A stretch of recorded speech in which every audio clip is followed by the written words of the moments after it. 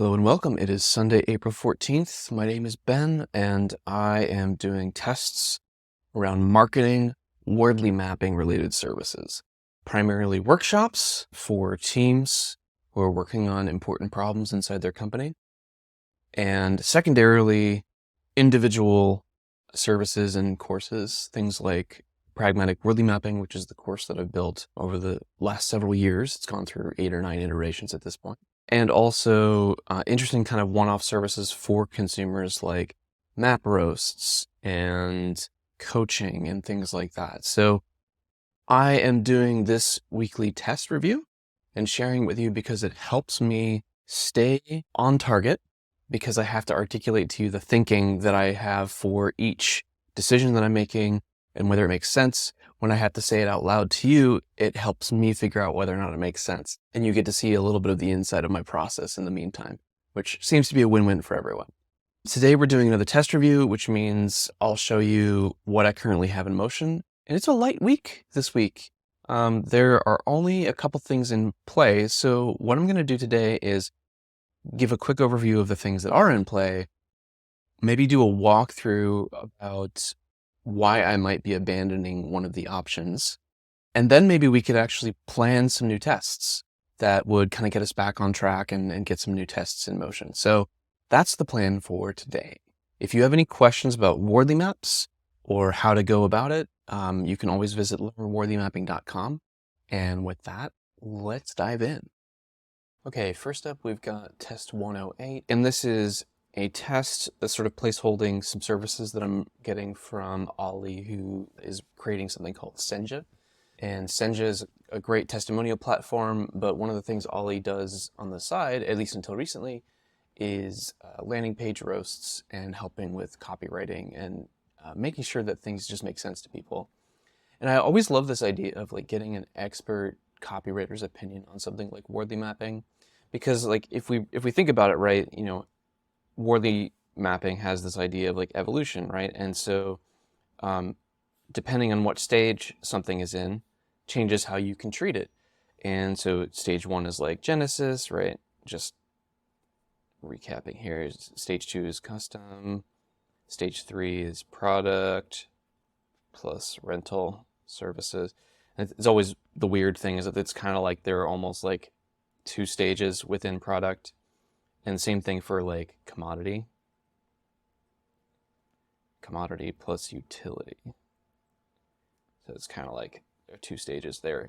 But if you like are marketing services like, oh, I don't know, let's say electricity, right? That's going to go here, probably in utility, right? Let's say. And so to market that, you don't actually have to think too hard, because everyone already knows that they need it. In fact, they expect it.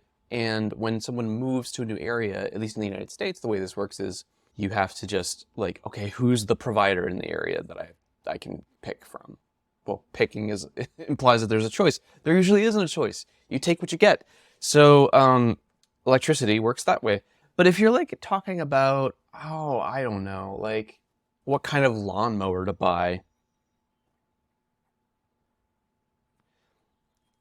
there's some interesting choices to make, for sure. And you are choosing between different brand names. And so the things that you're looking for are features and reviews and maybe little things about the deal that make you feel more comfortable. But broadly speaking, like there's a lot of like room for differentiation in small ways rather than big ways. And then like you just expect all of the options to work basically. And so you're making kind of some choices based on the bells and whistles, or something that makes one provider unique from another. But I mean, they're all lawnmowers, right? So like, how badly can you mess this up, right? At least if you stay within the safe, like the ones that are well reviewed and things like that. And that's the interesting thing, is that you can pick from something that is like super well reviewed by hundreds of people, thousands of people. Like that's just normal because it's in stage 3 in product, and that means that it's got some certainty to it. actually a lot of certainty to it. This is what a lawnmower is. This is what it looks like. And it's got ubiquity. Like, there are a lot of people out there in the world with lawnmowers, at least in the United States, because we chose to do this whole lawn thing. I don't know. I think clover is probably better, but whatever. So you got ubiquity, and so there are enough people out there to have written reviews and things like that. So that's kind of the vibe that you're going with. But in like Genesis and custom, it's super freaking weird, because if it's in Genesis, then it's never been seen before, right? Or if it has been seen before, it's in this tiny little pocket in this one spot. It's like its ubiquity is nil, right? There's almost no widespreadness to it at all. It's rare. It's extremely rare. And it's extremely uncertain, and we don't even know what the heck it is. And usually when I think about this, it's like I'm thinking about a workbench where something gets built once and then explodes. And I don't know, like you could probably make up, like, I don't know, like AI-enabled outfit chooser for those with large wardrobes, let's say. And like, I've never heard of this, but I'm just like inventing it. Maybe it does exist, maybe I'm wrong, but like, seems like the kind of thing that might be in Genesis, because maybe it doesn't exist. I don't know. Insert your own thing here, right? And so there, like, if you're like, you're not really making a choice in the marketing world. Like, your marketing is like mostly to like VCs and early adopters, or like people who want to try it and play with it first. Like, venture capitalists want to see like a hype story with like a pitch and things like that. And early adopters want to like just be given the early access to a little hint of the fantasy that could occur. Could be real, but it's probably fantasy for now.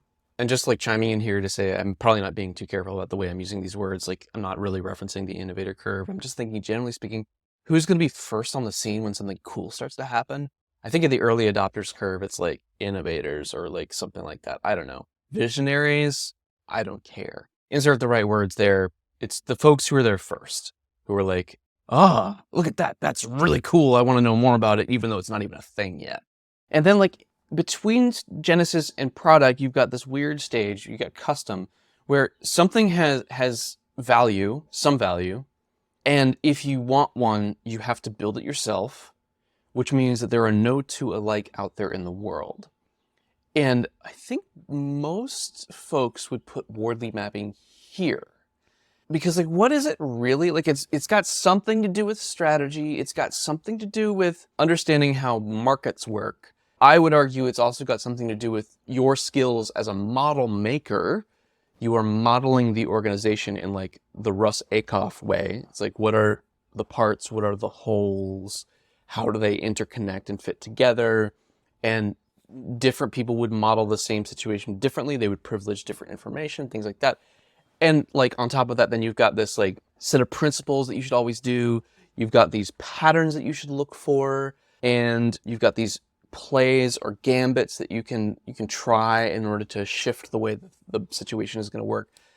And like all of that sounds a lot like strategy in like, if you've ever read the book Deciphering Sun Tzu by Derek M.C. Yuen, which is like a much, I think, more useful introduction to the art of war and Sun Tzu and all that kind of stuff than the art of war is.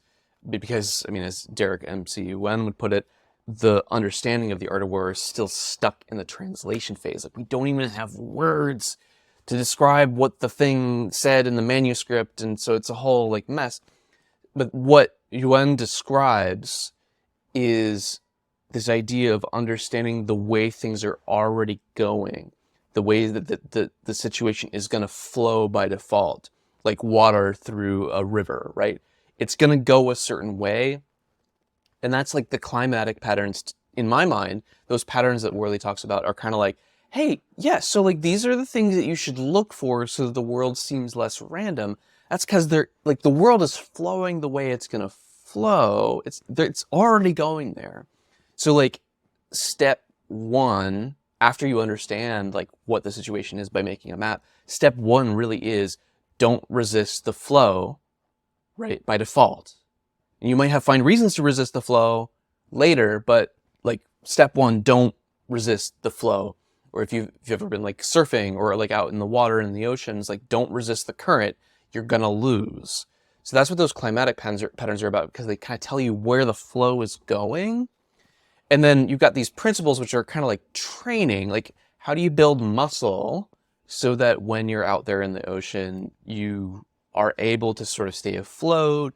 And every once in a while, if you really, really, really need to resist the current, you can for a short period of time. And that's what those principles are about. It's like always use a common language, always make maps, like that kind of stuff. Always focus on user needs. So, and then there's the plays, the gambits, and those are like the tricks you use when you're already like not resisting the flow and you're already like trained and strong. And those plays are what you do in order to change the environment. It's like you understand the environment with Wardley maps that you make. But then if you want to change the environment, right, from this default position of both being not against the flow and strong, when you need to change the environment, then you have these gambits, these tricks to sort of like hop from one wave to another, or put a rock down in the river and divert the flow a little bit. Like those are what those are, and they're tricks. They may or may not work, and you can string the tricks together in order to create like strategies, I think. So all of that stuff is like, what is a that? Everything that I've described to you is Wardley maps. It goes into this bucket called Wardley maps, and it's like inside this bucket, horrible bucket drawing, you've got Wardley maps, but like, what is that? What is a thing that, like, this is what is the type of things? I don't know if my words are making sense. It's like, a Ryobi is a type of power tool, right? A Wardley map is a type of what? It's not a strategy. It's a framework, a methodology. People who care about those things will figure them out. But when I look at this, I'm like, okay, what is Wardley maps? And long story short, I think whatever Wardley mapping is here. And what that means for marketing, long story short, is like, let me pull open the evolutionary characteristics cheat sheet here. Okay, yeah, so the publication type over here is like really super interesting, because it's like in stage 1 you're describing the wonder of the thing. Wow, how cool. In stage 2 you're building like how to build one is interesting, right? How to construct it, like what awareness of what it is and like what we're learning about it, that kind of stuff seems really like interesting. And so that's kind of where we are at with Wardley mapping. That's what the assumption I'm making. And we're like in a situation where there's slowly increasing consumption. I think we're seeing this. And it's kind of seen as a domain of experts. It's leading edge. There's like potential for competitive advantage and return on investment, but like maybe there are a couple like examples here and there of it. And every year at Map Camp, we maybe hear about a couple of those case examples, right? And then the question, it's like ROI question mark? Yeah. So we're there with Wardley mapping, and it's like, we're not talking about how cool it is. We're talking about how to use it to do something. And that's hard, because that's like, it feels like it's, for me, I'm just like, how? I don't know. Anyway, so that's like a gratuitous aside about what we're up to here. And so we come back to the test, and it's like, why did I do this? Because I think it would be interesting, given all the answers that I've given Olly about like articulating my theory of what the point is of Wardley mapping. And I've gone through and like answered his questionnaire and things like that. And like, here's what I think we're up to, and like, what does good look like, and what pros of change, like making the change to Wardley mapping, cons of staying the same, that kind of stuff. And yeah, I mean, I want to see what he thinks. That's what this is all about. So I'm actually paying quite a bit to like hear what he thinks. And it's ostensibly in the sense of like this landing page rewrite, which the landing page is this, right? We've talked about this before. And I've made some changes since I got the roast from him, which was something that we talked about in earlier videos. But yeah, so that's what's going on. And I think what's relevant here is that he's taking a break from doing the roasting stuff generally. I still got some offers and upsells to do this landing page copy rewrite thing. So I bought one, and I'm kind of like not sure if it's going to happen, but my trust in Olly is high because of who he's associated with and the reputation that he has. And so even if he's not as communicative as I'd like at this moment, I have high trust in him that either he will tell me whether or not he's going to follow through and do the thing, or like worst case, I'll get my money back and it'll be fine. So I think I'm just revisiting this test. I'm think besides impatient, I am like a little bit worried, like worried with a lowercase w. But what I did is this morning I just popped into the order page for this thing and just said, hey, just checking in. If you're still up for this, let me know. Just give me a wave. And if you're not, that's cool. Just send me a refund and it'll be fine. And I'll move on with my life. Just the emotional side of this test too is I just didn't want to do copywriting when I was designing this test. I was so tired. I was feeling really burnt out on it.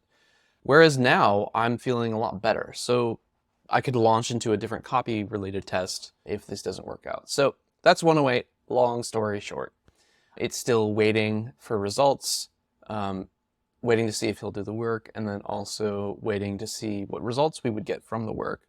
And it may just be that this gets canceled, and that's okay. Ben from the future here. Olly got back to me. It sounds like Sencha's got some big developments going on, and I think they hit a big milestone, and they're exploring a new direction for the product too. So lots of really interesting developments. But he did say he's still with me, and he's planning to work on it. So that's great.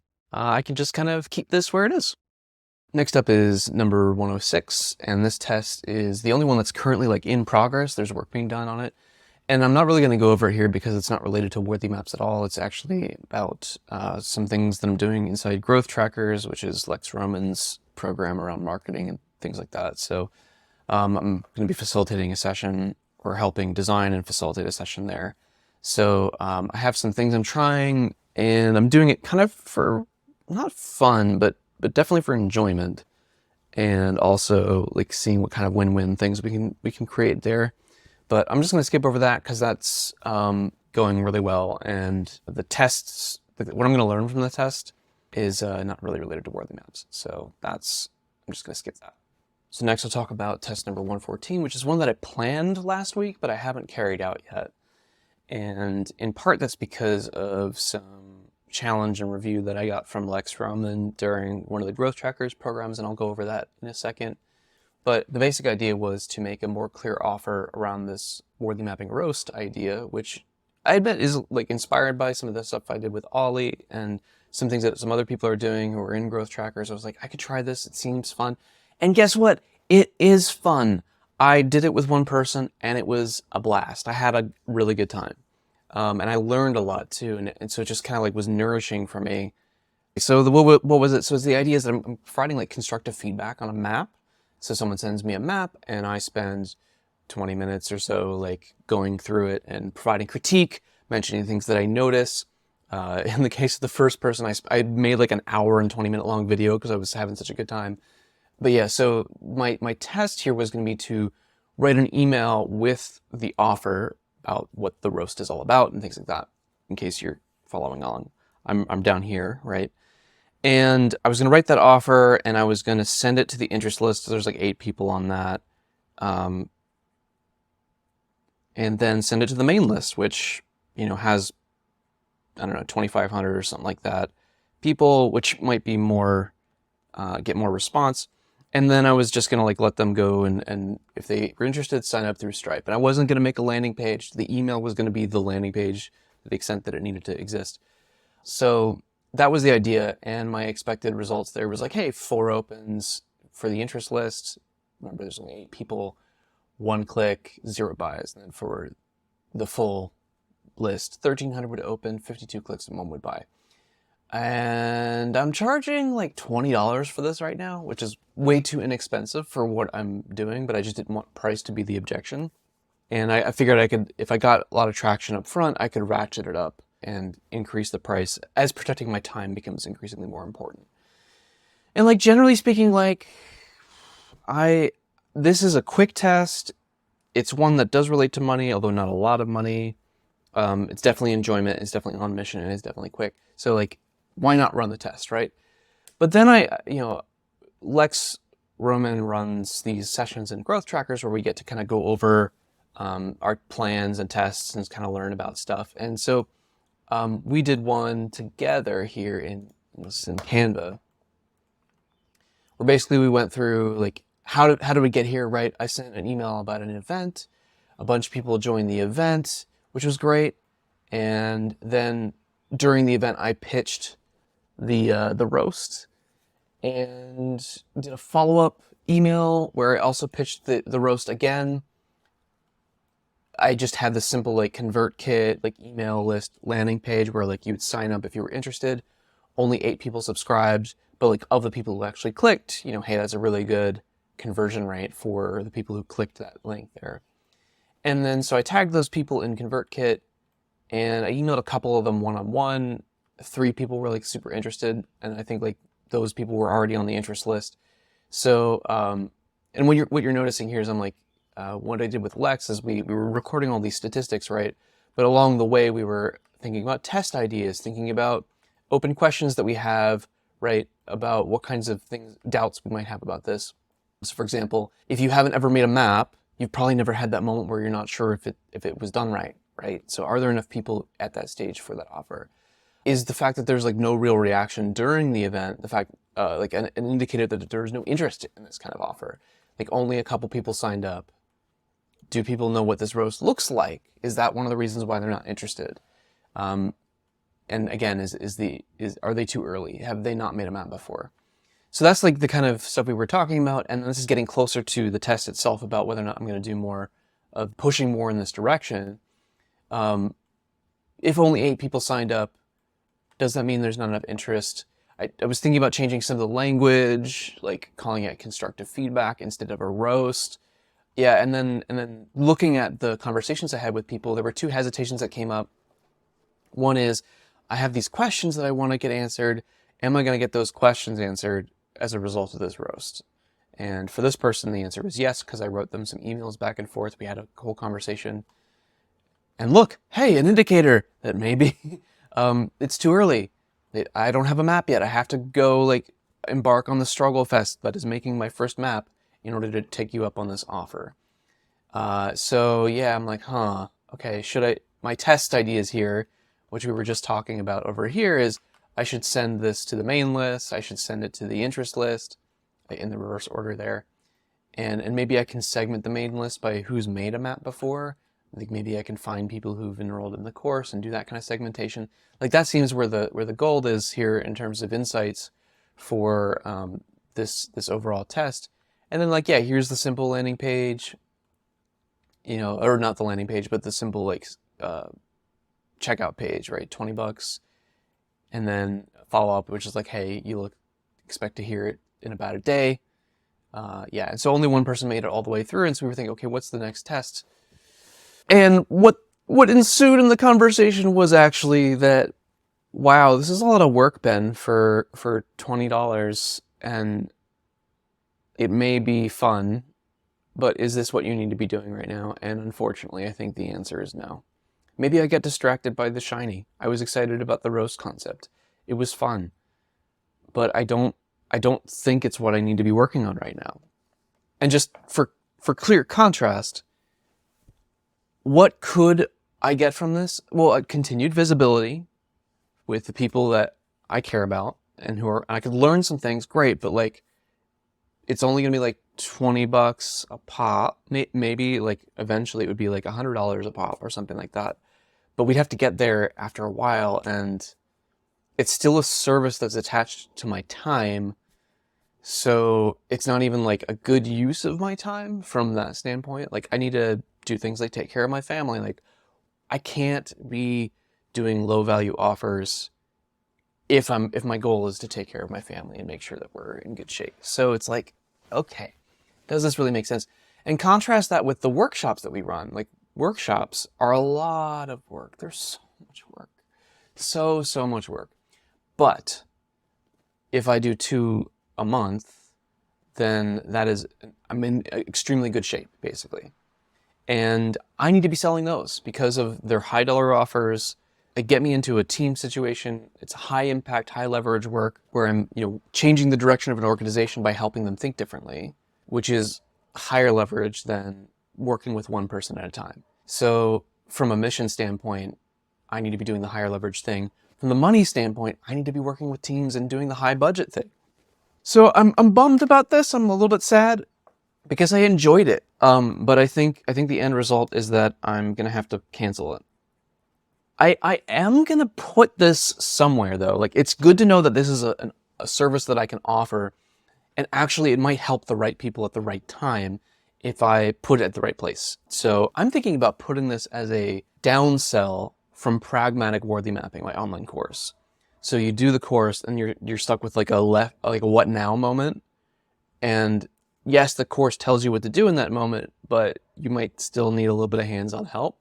And I do offer coaching, but maybe what I need to do is like offer a little bit of, here's another option, send your map to me and get feedback. So, and it's also like with people who have already bought from me, so they can probably accept a slightly higher dollar amount, like if it's $100 service, something like that. So I think this is turning into a to-do. One is add it into the Pragmatic Wardley Mapping flow as a downsell. And just because a little part of me doubts that I'm doing the right thing here, I'm gonna hedge my bets and send it to the interest list. And I'm not even going to test that. I don't care what the result is. But if I get some sort of strong signal, I'll get new ideas, and then I'll make a new test around it. So that's fine. I'm going to just like wrap up this test. What did I learn from it? It's a good question. Having like a 1-week review cycle is really great because it's okay to kill stuff. Tests. It's okay to kill tests. And it's okay to enjoy stuff. Not everything has to be about the money. Not everything has to be like perfectly strategically aligned. But generally speaking, I do need to make hard calls like this. Otherwise, I'll end up putting my time against things that just aren't going to move the needle for me. And they need to move the needle, unfortunately. So we're going to mark this complete. And then just following through on this, there's the last unit of Pragmatic Wardley Mapping, there's the testimonial prompt, and then here's the constructive feedback prompt, just using a little Stripe embed. You click that, it opens up the window, does the thing. I increased the price to $29. And then the other thing that I did is I sent a little announcement to the folks who were on the sign-up list. And yeah, 8 recipients, 37.5% open rate, 0% click rate. And that's fine. I kind of like what I expected. All right, I can move on now. All right, now it's time for us to make a new test, because otherwise I'm not going to have very much to test this week. So what I'm going to do is an idea that came out of the conversation I had with Lex, which is if I'm really trying to sell workshops, well, then I probably should do things that help me sell workshops. So I'm going to run a B2B event where I pitch a taster session. And the idea of a taster session is it's about 90 minutes with me where we do some mapping together with your team, that kind of thing. And in order to get people interested in taster sessions generally, I need to be seen talking about mapping and talking about the kinds of things that would make a taster session seem like the obvious next step. So for me, obviously I need to plan an event. Obviously I need to offer that taster session. And then that creates the beginnings of what could eventually become a workshop, relationship, sale kind of thing. So one thing I was thinking about is that the event itself might be optional here. Like, is there a version of this where I just pitch the taster directly to the mailing list? I don't know. So I'm thinking about that a little bit, and we'll see what happens as we plan this. So the plan, I think, is going to be deciding on a premise for the event. It's mostly just like, is it a discussion?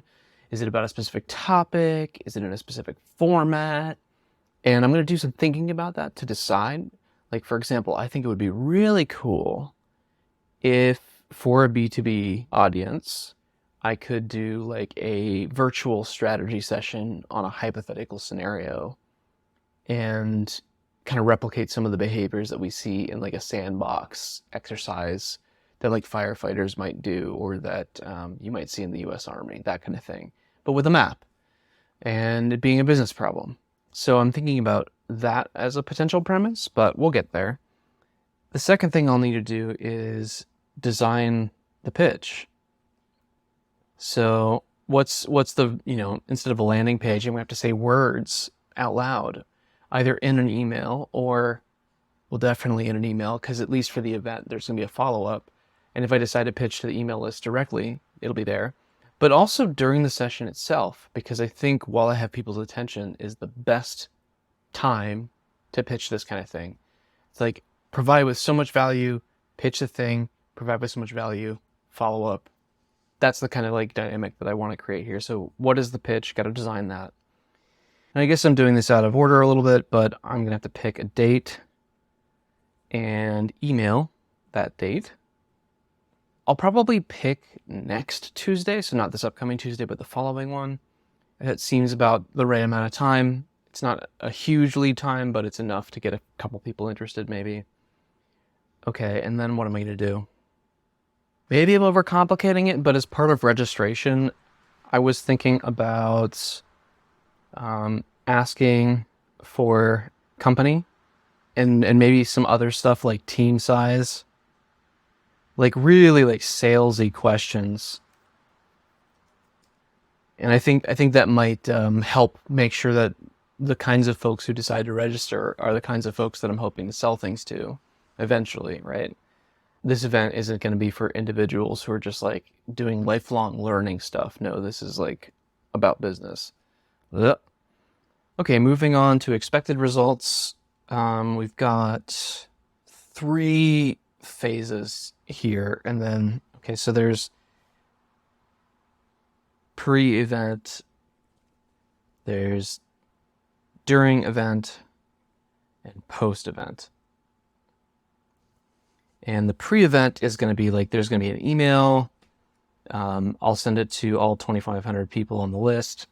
I'm expecting, let's say 1,000 will open.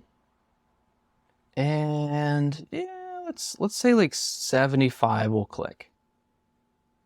And then of those 75, 30 will register. Well, no, actually what I've been finding is that if people bother to click, especially if the email is like super crystal clear about, it's just about the event and things like that, I'm finding more like a 90% sign up rate. So let's say like 68 people register. Okay, and then that's the pre-event. During the event, I'm going to pitch the service. And so let's say 25 attend. I'm going to have to decide whether or not to record. So that's going to be a question.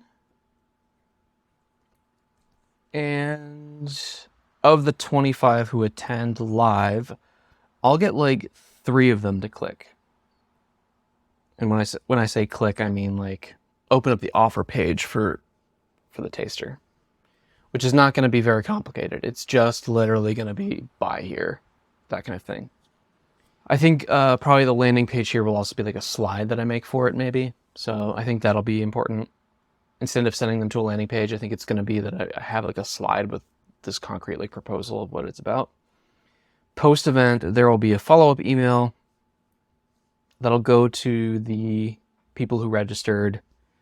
Let's say 40 open and 4 click. And the big question is like, how many of those clicks convert into a taster session? I think at these numbers, I might be able to get 1.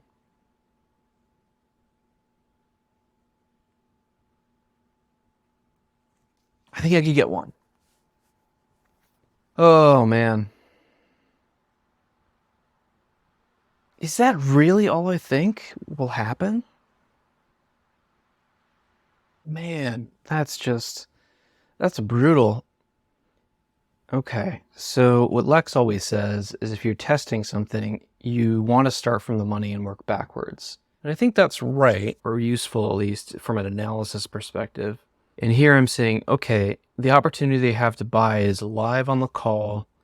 Well, no, it's not even live on the call. It's afterwards. They open the page and then hypothetically they might decide to buy it at some point later. That sucks. I'm doing so much work to get one person to spend, in this case, $199, so it's not bad, but like to get one person to spend $199, that's like, I guess it's worth it if that one person turns into a $5,000 or $10,000 deal, but man, this is bleak. So something's wrong with this, and I'm going to do some research about sales on webinars. And I'm going to see if I can change my beliefs here by finding the assumptions that are wrong or finding the design principles of this that are confused or incorrect. If I can build something that I can believe in, then that will be good, right? If I can build an event that I believe will convert 3 to maybe 5 people, that would be awesome. But this as it is will not do that. And that means that I have to like think about this a little bit. Okay, so there's some stuff about webinars. Okay, I think we'll get feedback on this in like 2 weeks. And this whole thing is like specific numbers and it is falsifiable. So I'm wondering if I can announce the event and then do work in between announcing the event and when the event occurs that will increase my confidence in the conversion that will occur. I'm going to do some research. I did some research, and I think what I'm learning is I want to run fun events. And what I need to do is instead run sales calls. That's it. I need to treat it like a sales webinar. Ow, I hate that. Okay, let's see if I can think a little bit about what that looks like. And yeah, we'll see. One more final optimistic note. I think webinars generally suck. They're really bad. And so maybe the way that I can get myself to do this and believe in it is to make a webinar that doesn't suck. And I'll follow the structures. I have some things that I can use to basically do this and then do this and do this for a sales webinar. But I could take that and then make it suck less. I think that's what I'm gonna have to do. And if I do that, then I know I'll be doing a better job than the vast majority of sales webinars that people experience. And it'll bring value to them because they'll get to hang out with me and we'll have a fun time. We'll get some questions answered. We'll show what's possible. And I think if I do it that way, I can get to the point where I believe in the plan, and this plan will result in 4 to 5 people booking taster sessions that will be solid leads for potential future workshops. Okay. Boy, howdy.